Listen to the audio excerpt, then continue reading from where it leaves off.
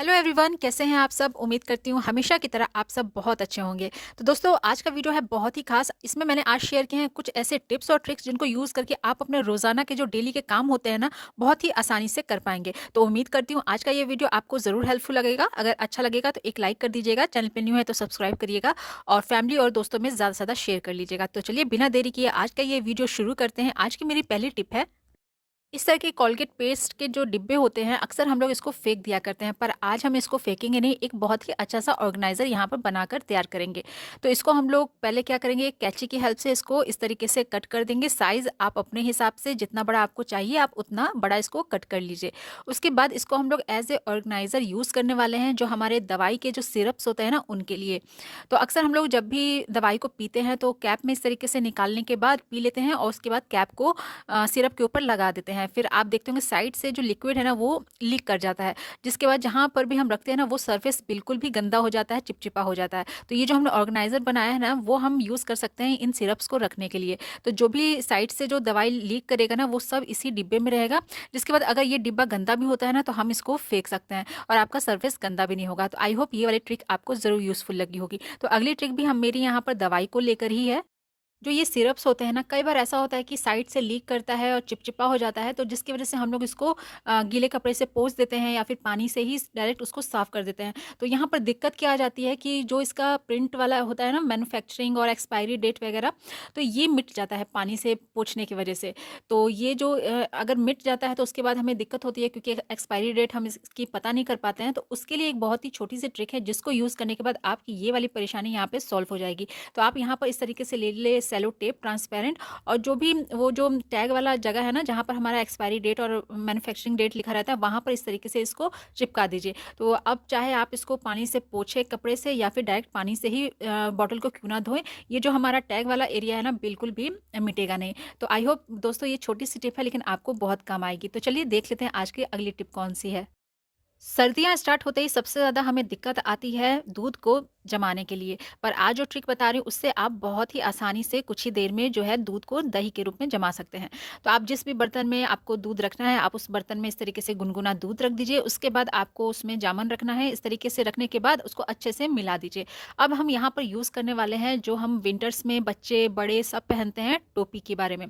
तो इस तरीके की एक टोपी ले लीजिए जो हमारे जो सर है ना उसको भी बहुत ही अच्छे से गर्म रखता है। तो ये जो बर्तन है जिसमें हमने गर्म दूध रखा है वो इसको भी काफ़ी टाइम तक ये गर्म रखेगा। तो जिस भी बर्तन में आप दूध जमाने वाले हैं तो उस बर्तन में इस तरीके से कुछ टोपी को आप डालकर पहना दीजिए। तो इसकी जो गर्माहट है ना वो बहुत टाइम तक बनी रहेगी और इस तरीके से हमारा जो दही है ना बहुत ही अच्छे से बन जाता है, जम जाता है। तो एक बार इस ट्रिक को यूज़ करके देखिएगा। उम्मीद करती हूँ सर्दियों में ये वाला टिप आपको ज़रूर काम आएगा। तो चलिए देख लेते हैं आज की हमारी अगली ट्रिक कौन सी है। हमारे घर में कई सारे ऐसे पुराने चार्जर होते हैं जिनका हम यूज़ नहीं कर पाते हैं।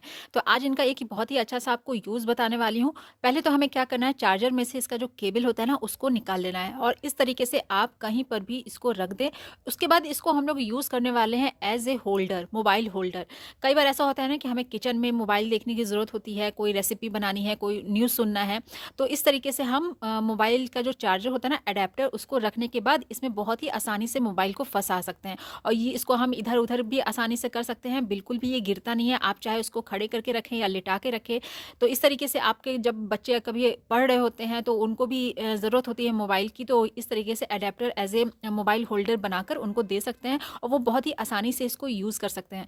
तो इस तरीके से एक घर में पड़े बेकार मोबाइल के चार्जर को यूज़ करके हम अपना काफ़ी सारा पैसा भी बचा सकते हैं और साथ ही साथ हम अपना एक काम भी निकाल सकते हैं। तो उम्मीद करती हूँ ये वाला टिप भी आपको ज़रूर हेल्पफुल लगेगा। अगली टिप यहाँ पर मेरी सिंदूर को लेकर है। हम लोग जब भी सिंदूर लगाते हैं तो आप देखते होंगे सीधे इस तरीके से किया से निकाल कर और माथे पर इस तरीके से लगाते हैं। पर आप देखते होंगे जो ये ड्राई सिंदूर होता है ना, झड़-झड़ के गिरता है, कभी हमारे नाक पर, कभी माथे पर, तो जो कि देखने में भी फिर अच्छा नहीं लगता है और काफ़ी ज़्यादा टाइम तक ये टिकती भी नहीं है। और सिंदूर ऐसी चीज़ है कि हमें चाहिए पूरे दिन अपने माथे पर। तो इसको जब भी आप लगाएँ ना तो एक काम करिए, आप यहाँ पर यूज़ करिए वैसलीन का। तो जिस जगह पर आप सिंदूर लगाने वाले हैं माथे पर, वहाँ पर थोड़ा-सा इस तरीके से वैसलीन को अप्लाई कर लीजिए और उसके बाद सिंदूर को आप इस तरीके से लगाइए। तो ये वैसलीन में एकदम अच्छे से चिपक जाती है, जिसके बाद ये बिल्कुल भी झड़ेगी नहीं और काफ़ी लॉन्ग टाइम तक ये आपके माथे पर टिकी रहती है।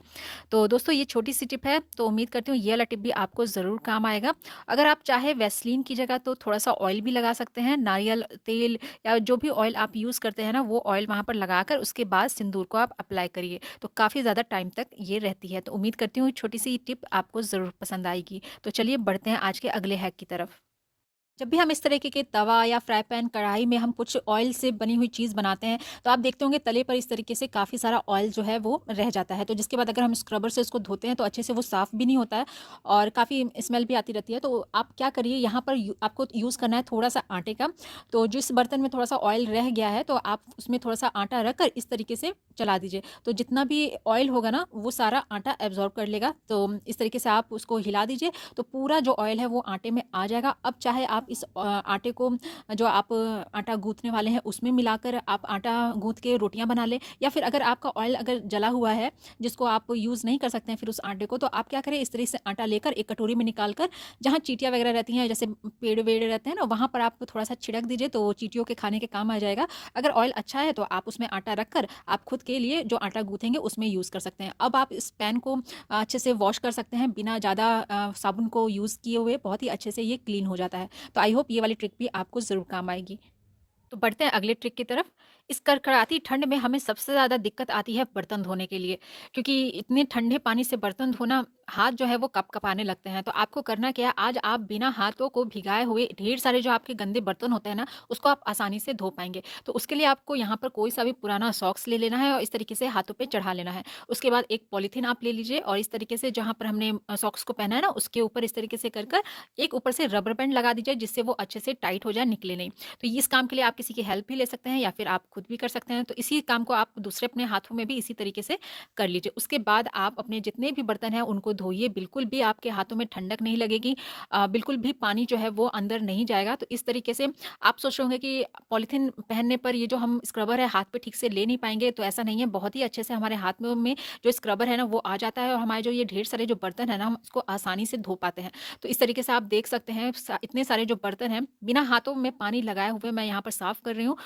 इतने सारे बर्तन धोने के बाद भी आपके जो हाथ है ना वो बिल्कुल भी भीगेंगे नहीं। तो यहाँ पर आपको खोल के दिखा देती हूँ। तो यहाँ पे मैंने पहले पन्नी हटाया, फिर उसके बाद मोजा देख सकते हैं आप, मोजा में भी बिल्कुल भी पानी नहीं लगा है और हमारे हाथ तो बिल्कुल भी भीगे नहीं है। तो उम्मीद करती हूँ इस सर्दी के मौसम में ये वाली ट्रिक आपको ज़रूर काम आएगी। तो अगली ट्रिक भी यहाँ पर मेरी सिंक को लेकर ही है। जब भी हम सिंक को इस तरीके से साफ़ कर देते हैं, लेकिन अजीब सी एक स्मेल आती रहती है हमारे सिंक से, क्योंकि जो खाने के कुछ-कुछ पार्टिकल्स हैं वो इस तरीके से जाली में फँसे रह जाते हैं, जिसके बाद सिंक में से थोड़ी-सी अजीब सी स्मेल आती है। तो उसके लिए हमें यहाँ पर यूज़ करना है साबुन का। अक्सर हम लोग साबुन को यूज़ करते हैं ना नहाने के लिए, इस तरीके के खुशबूदार साबुन हम लोग यूज़ करते हैं। लेकिन आज यहाँ पर इस वाले साबुन को तो यूज़ करना आपको नहीं बता रही हूँ, लेकिन जो नहाने के बाद छोटे-छोटे टुकड़े हमारे बच जाते हैं, जिनको हम लोग यूज़ नहीं करते हैं, तो उस टुकड़ों को यहाँ पर हम लोग यूज़ करने वाले हैं। जैसे ये जो छोटा सा एक टुकड़ा है, इसको थोड़ा-सा तोड़कर ये जो सिंक की जो जाली है ना, इसको आपको हमें यहाँ पर रख लेना है। तो इससे क्या होगा कि ये जल्दी गलेगा भी नहीं और इसकी जो खुशबू है ना, इस तरीके से आती रहेगी और जिसकी वज़ह से सिंक में से बिल्कुल भी स्मेल नहीं आएगी और हमारा जो सिंक है वो साफ-सुथरा भी बना रहेगा। तो आई होप ये वाली ट्रिक भी आपको ज़रूर हेल्प करेगी। तो दोस्तों ये थे आज के कुछ यूज़फुल टिप्स और ट्रिक्स। उम्मीद करती हूँ ये सारे ट्रिक्स आपको ज़रूर पसंद आएँगे। तो जाते-जाते एक लाइक ज़रूर कर दीजिएगा। चैनल पे पहली बार आए हैं तो सब्सक्राइब कर लीजिएगा और ज़्यादा से ज़्यादा शेयर कर लीजिएगा अपने फैमिली और फ्रेंड्स में, ताकि वो भी इन सारे ट्रिक्स को यूज़ कर पाएँ। कल फिर मिलती हूँ एक नए वीडियो के साथ, कुछ नए टिप्स और ट्रिक के साथ। तब तक के लिए अपना ख़्याल रखें। Good bye.